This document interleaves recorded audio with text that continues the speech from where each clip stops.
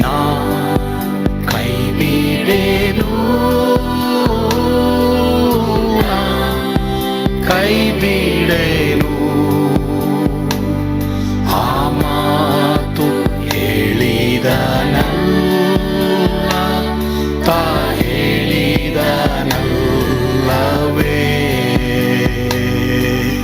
ನಾ ಕೈ ಬಿಡೆನು, ನಾ ಕೈ ಬಿಡೆನು. ಆ ಮಾತು ಹೇಳಿದನಲ್ಲ, ತಾ ಹೇಳಿದನಲ್ಲವೇ.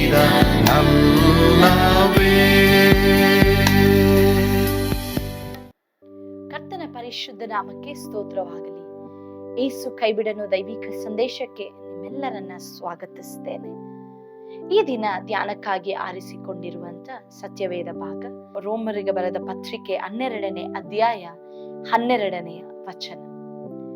ಕ್ರೈಸ್ತರು ನಿರೀಕ್ಷಿಸುವ ಮಹಾಪದವಿಯನ್ನು ನೆನೆಸಿ ಉಲ್ಲಾಸವಾಗಿರಿ, ಉಪದ್ರವದಲ್ಲಿ ಸೈರಣೆ ಉಳ್ಳವರಾಗಿರಿ, ಬೇಸರಗೊಳ್ಳದೆ ಪ್ರಾರ್ಥನೆ ಮಾಡಿರಿ. ಇವತ್ತು ನಾನು ನಿಮ್ಮೊಟ್ಟಿಗೆ ಮಾತನಾಡುವಂತ ವಿಷಯ ಯೇಸುವಿನಲ್ಲಿ ಭರವಸೆ, ಹೋಪ್ ಇನ್ ಜೀಸಸ್. ನೋಡ್ರಿ, ಈ ಒಂದು ಪತ್ರಿಕೆಗಳನ್ನ ಪೌಲ ಬರೀತಾ ಇದ್ದಾರೆ. ಪೌಲ ಅನೇಕ ಪತ್ರಿಕೆಗಳನ್ನ ಬರೆದಂತ ಒಬ್ಬ ವ್ಯಕ್ತಿ. ಪೌಲನು ಆ ಎಲ್ಲಾ ಪತ್ರಿಕೆಗಳಲ್ಲಿಯೂ ದೇವರ ಬಲದ ಕುರಿತು, ಯೇಸು ಸ್ವಾಮಿ ಏನೆಲ್ಲಾ ಮಾಡಿದ್ರು ಅದರ ಕುರಿತು ಅವನ ಪತ್ರಿಕೆಗಳಲ್ಲಿ ಬರೆದಿದ್ದುಂಟು. ಆದ್ರೆ ಈ ರೋಮನ ಬರೆದ ಪತ್ರಿಕೆಯಲ್ಲಿ, ರೋಮಪುರದವರಿಗೆ ಬರೆದ ಪತ್ರಿಕೆಯಲ್ಲಿ 12ನೇ ಅಧ್ಯಾಯದಲ್ಲಿ ನಾವು ನೋಡುವಾಗ ಪೌಲನು ಇಲ್ಲಿ ಒಂದು ಕಾರ್ಯವನ್ನ ನೆನಪಿಸ್ತಾ ಇದ್ದಾರೆ. ಇಷ್ಟು ಪತ್ರಿಕೆಗಳಲ್ಲಿ ದೇವರ ಬಲ, ದೇವರು ಮಾಡಿದಂತ, ಯೇಸು ಸ್ವಾಮಿ ಮಾಡಿದಂತ ಎಲ್ಲಾ ಕಾರ್ಯಗಳಿಗೆ ಕುರಿತು ಮಾತನಾಡಿದಂತ ಪೌಲನು ಈಗ ಈ 12ನೇ ಅಧ್ಯಾಯದಲ್ಲಿ ನೋಡುವಾಗ ನಾವ್ ಏನ್ ಮಾಡ್ಬೇಕು ಎಂಬುದರ ಕುರಿತು ಈ ಒಂದು ಅಧ್ಯಾಯಗಳಲ್ಲಿ ಬರೆದಿದ್ದನ್ನ ನಾವು ಕಾಣ್ತೇವೆ.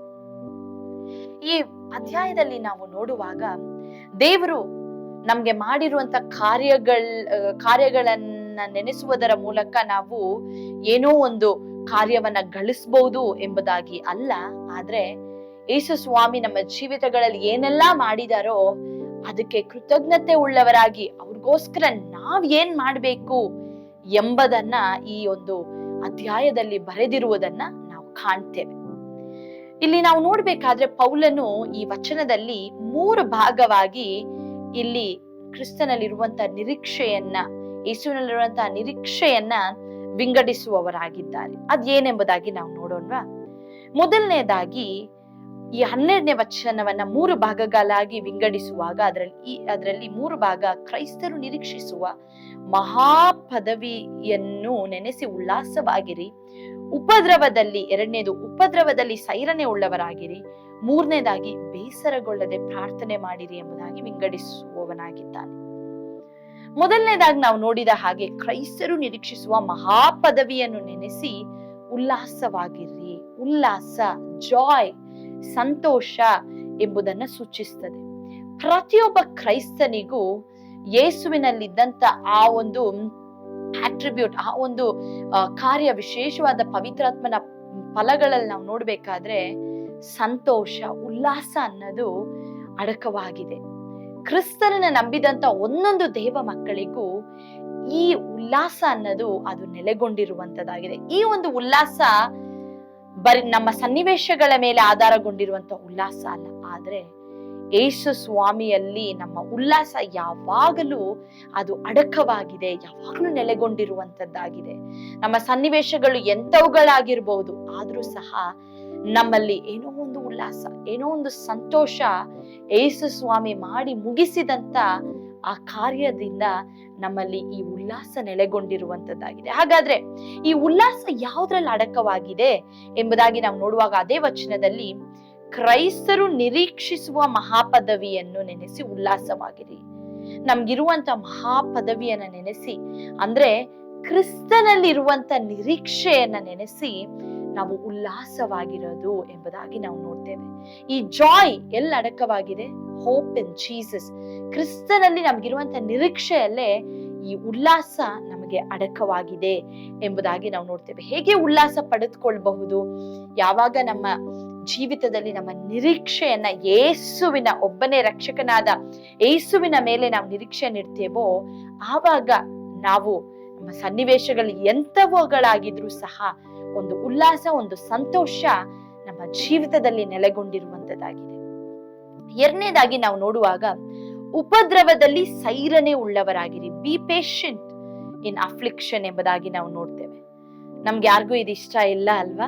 ಯಾಕಂದ್ರೆ ಉಪದ್ರವದಲ್ಲಿ ಸೈರಣೆ ಉಳ್ಳವರಾಗಿರ್ರಿ ಎಂಬುದಾಗಿ ಹೇಳ್ಬೇಕಾದ್ರೆ, ತಾಳ್ಮೆ ಉಳ್ಳವರಾಗಿರಿ ಎಂಬುದಾಗಿ ಹೇಳ್ಬೇಕಾದ್ರೆ ಖಂಡಿತವಾಗಿ ನಮ್ಗೆ ಸ್ವಲ್ಪ ಕಷ್ಟಕರನೇ. ಮನುಷ್ಯರಾದ ನಮ್ಗೆ ಕಷ್ಟದಲ್ಲಿ ನಾವು ಪೇಷಂಟ್ ಆಗಿ, ಸೈರಣೆ ಉಳ್ಳವರಾಗಿ, ತಾಳ್ಮೆ ಉಳ್ಳವರಾಗಿ ಇರಕ್ಕೆ ನಮ್ಗೆ ಬಹಳ ಕಷ್ಟ.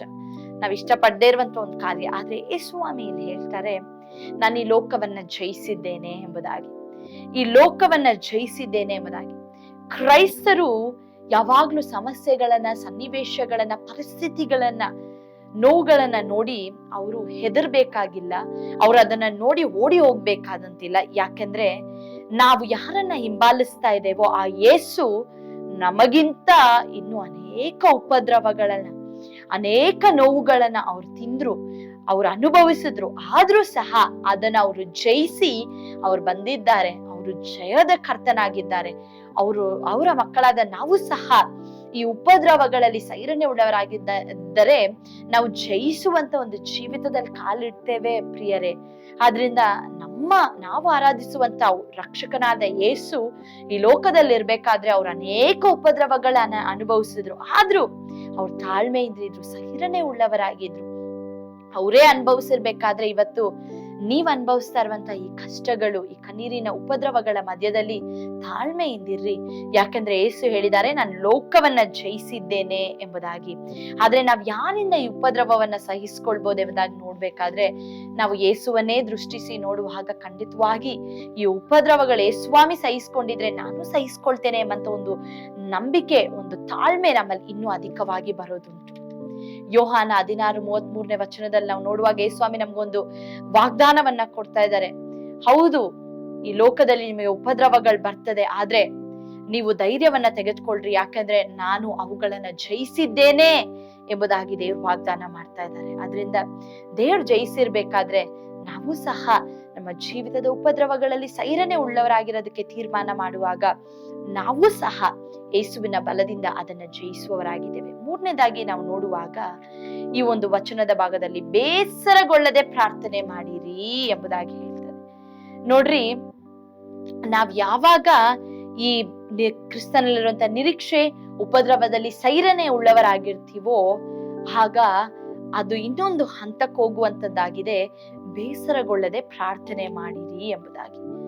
ಅಂದ್ರೆ ನಾವು ಬೇಸರಗೊಳ್ಳದೆ ಒಂದು ನಿರೀಕ್ಷೆಯಿಂದ ಪ್ರಾರ್ಥನೆಯಲ್ಲಿ ಬೇಸರನೆ ಪಡದೆ ನಾವು ಪ್ರಾರ್ಥನೆ ಮಾಡುವವರಾಗಿರ್ಬೇಕು. ಪ್ರಾರ್ಥನೆ ಅನ್ನೋದು ನಮಗೆ ಒಂದು ದೊಡ್ಡ ರಿಸೋರ್ಸ್ ಇದ್ದಂಗೆ. ಯಾವಾಗೆಲ್ಲ ನಮ್ಮ ಪ್ರತಿಯೊಂದು ಯೇಸುವಿನ ಶಿಷ್ಯರಾದಂತ ನಾವು, ಯೇಸುವನ್ನ ಹಿಂಬಾಲಿಸುವಂತ ಪ್ರತಿಯೊಬ್ಬ ದೇವ ಮಕ್ಕಳಿಗೆ ಪ್ರಾರ್ಥನೆ ಅನ್ನೋದು ಪ್ರಾಮುಖ್ಯವಾದ ಪ್ರಾಧಾನ್ಯತೆಯ ಒಂದು ಕಾರ್ಯವಾಗಿರ್ಬೇಕು. ಯಾಕಂದ್ರೆ ಯೇಸುಸ್ವಾಮಿನೇ ಸತ್ಯವೇದದಲ್ಲಿ ನಮಗೆ ಒಂದು ಮಾದರಿಯಾಗಿದ್ದಾರೆ. ಯೇಸುಸ್ವಾಮಿ ಎಲ್ಲಾ ಸಮಯಗಳಲ್ಲೂ ಪ್ರಾರ್ಥಿಸ್ತಾ ಇದ್ರು. ಮುಂಜಾನೆಯಲ್ಲಿ ಪ್ರಾರ್ಥಿಸ್ತಾ ಇದ್ರು, ಏಕಾಂತವಾಗಿ ಹೋಗಿ ಪ್ರಾರ್ಥಿಸ್ತಾ ಇದ್ರು. ಎಲ್ಲಾ ಸಮಯಗಳಲ್ಲಿ ಬೇಸರಗೊಳ್ಳದೆ ಅವ್ರು ಪ್ರಾರ್ಥನೆ ಮಾಡ್ತಾ ಇದ್ರು, ಪ್ರತ್ಯೇಕವಾಗಿ ಪ್ರಾರ್ಥನೆ ಮಾಡ್ತಾ ಇದ್ರು, ಉಪವಾಸದಲ್ಲಿ ಪ್ರಾರ್ಥನೆ ಮಾಡ್ತಾ ಇದ್ರು, ಅನೇಕರಿಗಾಗಿ ವಿಜ್ಞಾಪನೆ ಮಾಡ್ತಾ ಇದ್ರು. ಯೇಸುಸ್ವಾಮಿನೇ ಒಂದು ಮಾದರಿ ನಮ್ಗೆ ಬೇಸರಗೊಳ್ಳದೆ ಪ್ರಾರ್ಥನೆ ಮಾಡ್ಲಿಕ್ಕೆ. ಅದರಿಂದ ಯೇಸುವಿನ ಶಿಷ್ಯರಾದ ನಾವು ಸಹ ಬೇಸರಗೊಳ್ಳದೆ ಪ್ರಾರ್ಥಿಸ್ಬೇಕೆಂಬುದಾಗಿ ಯೇಸುಸ್ವಾಮಿ ಹೇಳ್ತಾ ಇದ್ದಾರೆ. ಹಾಗಾದ್ರೆ ಈ ರೋಮ 12:12 ಏನ್ ನಮ್ಗೆ ನೆನಪಿಸ್ತಾ ಇದೆ ಎಂಬುದಾಗಿ ನಾವು ನೋಡುವಾಗ ನಾವು ಯಾವತ್ತೂ ಸಹ ಯೇಸುವಿನ ಮೇಲೆ ನಮ್ಮ ದೃಷ್ಟಿಯನ್ನ ಕದಲದಂತೆ, ನಮ್ಮ ದೃಷ್ಟಿ ಅವರ ಮೇಲೆಯೇ ಇರಬೇಕು. ಈ ಜೀವಿತದಲ್ಲಿ ಅನೇಕ ಬಿರುಗಾಳಿಗಳು ಬಂದ್ರೂ ಸಹ ನಮ್ಮ ದೃಷ್ಟಿ ಯೇಸುವಿನ ಮೇಲಿರ್ಬೇಕು. ಎರಡನೇದಾಗಿ ನಾವು ಕಲಿಯುವಂತ ಪಾಠ ಏನಂದ್ರೆ ಪ್ರಾರ್ಥನೆಯಲ್ಲಿ ನಾವು ಒಪ್ಪಿಸಿಕೊಡುವಂತವರಾಗಿರ್ಬೇಕು. ನಮ್ಮ ದೃಷ್ಟಿ ಯೇಸುವಿನ ಮೇಲಿರ್ಬೇಕು, ಪ್ರಾರ್ಥನೆಗೆ ನಮ್ಮನ್ನು ಒಪ್ಪಿಸಿಕೊಡುವಂತವರಾಗಿರ್ಬೇಕು. ನೋಡ್ರಿ, ಪೇತ್ರ ನೀರಲ್ಲಿ ಮುಳುಗ್ಬೇಕಾದ್ರೆ ಅವ್ನು ಯಾವಾಗ ಬಿರುಗಾಳಿಗಳನ್ನ, ಅಲೆಗಳನ್ನ ನೋಡ್ತಾ ಇದ್ನೋ ಆವಾಗ ಪೇತ್ರ ನೀರಿನಲ್ಲಿ ಇನ್ನೂ ಆಳವಾಗಿ ಮುಳುಗ್ತಾ ಇದ್ದ. ಆದ್ರೆ ಅವನ ದೃಷ್ಟಿ ಯಾವಾಗ ಯೇಸುವಿನ ಮೇಲೆ ಪೇತ್ರನ ಇಟ್ನೋ ಆಗ ನೀರಿನಲ್ಲಿ ಮುಳುಗದಂತೆ ಮೇಲಕ್ಕೆ ನಿಂತಿದ್ದ. ಅದೇ ನಮ್ಮನ್ನ ಈ ಒಂದು ವಚನ ಉತ್ತೇಜನ ಪಡಿಸುವಂತದ್ದಾಗಿದೆ. ಈ ಲೋಕದಲ್ಲಿ ಬಿರುಗಾಳಿ ಒಪ್ಪಾದಲ್ಲಿ ಕಷ್ಟಗಳು ಬರ್ಬಹುದು, ಅನೇಕ ವೇದನೆಗಳು ನಿಮ್ಗೆ ಬರ್ಬಹುದು. ಆದ್ರೆ ನಿಮ್ಮ ದೃಷ್ಟಿ ಯೇಸುವಿನ ಮೇಲೆ ಇಡುವಾಗ ನೀವು ನೀರಿನ ಮೇಲೆಯೇ ನಿಂತಿರ್ತೀರ. ಯಾವ ಬಿರುಗಾಳಿ, ಯಾವ ಕಾರ್ಯಗಳು ನೀರಿನಲ್ಲಿ ನಿಮ್ಮನ್ನ ಮುಳುಗಿಸದಂತೆ ಆ ಯೇಸು ನಿಮ್ಮನ್ನ ನಡೆಸ್ತಾರೆ. ಆ ಪ್ರಾರ್ಥನೆ ನಿಮ್ಮನ್ನ ನಡೆಸುವಂತದ್ದಾಗಿದೆ. ಆದ್ರಿಂದ ಇವತ್ತು ನಿಮ್ಮ ಭರವಸೆ ಯಾರ ಮೇಲಿದೆ? ಯೇಸುವಿನ ಮೇಲೆ ನಿಮ್ಮ ಭರವಸೆ ಇಡೋದಾದ್ರೆ ಖಂಡಿತವಾಗಿ ಅವ್ರು ನಿಮ್ಮನ್ನ ನಡೆಸ್ತಾರೆ. ಪ್ರಾರ್ಥಿಸೋಣ. ಪ್ರೀತಿಯುಳ್ಳ ಯೇಸುವೆ, ರೋಮ 12:12 ವಚನದಲ್ಲಿ ಸ್ವಾಮಿ ಇವತ್ತು ನಮ್ಮೊಟ್ಟಿಗೆ ಮಾತನಾಡಿದಂತೆ ನಮ್ಮ ದೃಷ್ಟಿಯೆಲ್ಲ ಕರ್ತನೆ ಕ್ರಿಸ್ತನ ಮೇಲೆ ನಮ್ಮ ನಿರೀಕ್ಷೆ ಇರ್ಬೇಕಪ್ಪ.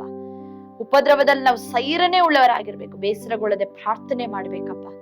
ನಮ್ಮ ದೃಷ್ಟಿ, ನಮ್ಮ ಭರವಸೆ ಎಲ್ಲ ನೀವೇ ಆಗಿದ್ದು ರಾಜ್ಯ, ನೀವು ನಡೆಸ್ರಿ. ಇವತ್ತು ಯಾವೆಲ್ಲ ದೇವ ಮಕ್ಕಳು ಜೀವಿತದಲ್ಲಿ ಇವತ್ತು ನಿಮ್ಮನ್ನ ನೋಡ್ಲಿಕ್ಕೆ ತೀರ್ಮಾನಿಸ್ತಾರೋ, ಕಷ್ಟಗಳನ್ನ ನೋಡದೆ ನಿಮ್ಮನ್ನ ನೋಡ್ಲಿಕ್ಕೆ ತೀರ್ಮಾನ ಮಾಡ್ತಾರೋ, ಆಗ ಸ್ವಾಮಿ ಆ ಬಿರುಗಾಳಿ, ಆ ಅಲೆಗಳು ಏನ್ ಅವರ ಜೀವಿತವನ್ನ ಬಡಿತಾ ಇದೋ ಆ ಕಾರ್ಯಗಳು ಕರ್ತನೆ ಸಂಪೂರ್ಣ ನಶಿಸಿ ಹೋಗುವಂತೆ ನೀವು ಕಾರ್ಯ ಮಾಡ್ರಿ. ನಿಮ್ಮ ಆಶೀರ್ವಾದ, ನಿಮ್ಮ ಕೃಪೆ ಈ ಮಕ್ಕಳ ಮೇಲೆ ನೆಲೆಗೊಳ್ಳಲಿ. ಯೇಸುವಿನ ಹೆಸರಿನಲ್ಲಿ ಪ್ರಾರ್ಥಿಸಿ ಬೇಡಿ ಹೊಂದಿದ್ದೇವೆ ತಂದೆಯೇ, ಆಮೇನ್. ದೇವರು ತಾನೇ ನಿಮ್ಮೆಲ್ಲರನ್ನು ಆಶೀರ್ವದಿಸಲಿ.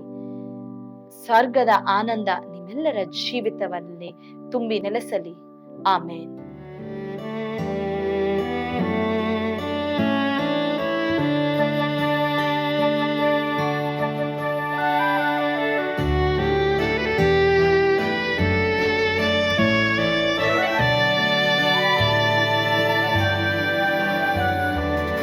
ಓ ಎಂತ ಅದ್ಭುತವಾದ ದಿನ, ನಾನೆಂದಿಗೂ ಮರೆಯೇನು. ಪಾಪಂಧಕಾರದೊಳ್ ಅಲೆದೇನ, ರಕ್ಷಕನ ಕಂಡೇನು. ಕೋಮಲ ಕರುಣೆಯುಳ್ಳ ಯೇಸು ಎನ್ ಕೊರತೆ ನೀಗಿದ. ಕತ್ತಲೆ ಹೋಯಿತು, ಜ್ಯೋತಿಯು ಮೂಡಿತು, ನಾನೀಗ ಧನ್ಯನಾದೆ. ಸ್ವರ್ಗದ ನಂದ ಎನ್ನಾತ್ಮ ತುಂಬಿತು, ಶಿಲುಬೆನಾಗ ಎನ್ ಸ್ವಸ್ಥ ಗೈದನು. ಎನ್ ಪಾಪ ತೋಳೆದ ಈರುಳ ದಿನಕ್ಕೆ ತಿರುಗಿದ. ಸ್ವರ್ಗದ ನಂದ ಎನ್ನಾತ್ಮ ತುಂಬಿತು.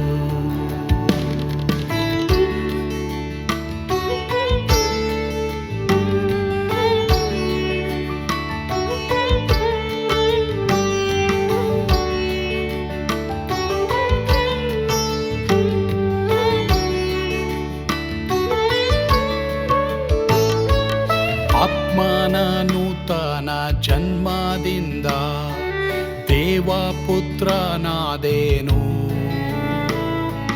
ನೀತಿ ನಿರ್ಣಯವ ಹೊಂದಿದೇನು, ಭಾಗ್ಯವಂತನಾದೇನು. ಪಾಪಾತ್ಮನಾಗಿ ನಾ ಬಂದಾಗಲೇ ಆಶೀರ್ವಾದ ಸಿಕ್ಕಿತು. ಕೃಪೆಯ ಮೂಲವೇ ರಕ್ಷಣೆ ಹೊಂದಿದೆ, ಸುನಾಮ ಕೊಂಡಾಡುವೆ. ಸ್ವರ್ಗದ ನಂದ ಎನ್ನಾತ್ಮ ತುಂಬಿತು, ಶಿಲುಬೆನಾಗ ಎನ್ ಸ್ವಸ್ಥ ಗೈದನು. ಎನ್ ಪಾಪ ತೋಳೆದ ಈರುಳ ದಿನಕ್ಕೆ ತಿರುಗಿದ. ಸ್ವರ್ಗದ ನಂದ ಎನ್ನಾತ್ಮ ತುಂಬಿತು.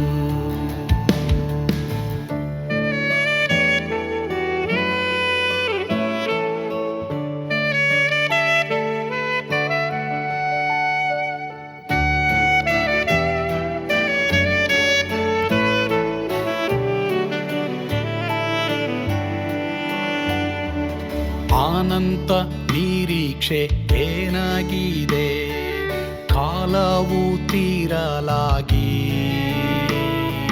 ಸ್ವರ್ಗದ ಭವ್ಯ ಬಿಡಾರದಲ್ಲಿ ನಿತ್ಯವಾಗಿ ಇರುವೆ. ಶಿಲುಬೆ ನನಗೆ ಆಶ್ರಯವೇ, ನಂಬಿಕೆಗಾಧಾರವೇ. ಐಶ್ವರ್ಯವ ದಿವ್ಯಾಶೀರ್ವಾದವ ಕರ್ತ ಇವನೇ ನಗೆ. ಸ್ವರ್ಗದ ನಂದ ಎನ್ನಾತ್ಮ ತುಂಬಿತು, ಶಿಲುಬೆ ನಾದ ಎನ್ ಸ್ವಸ್ಥ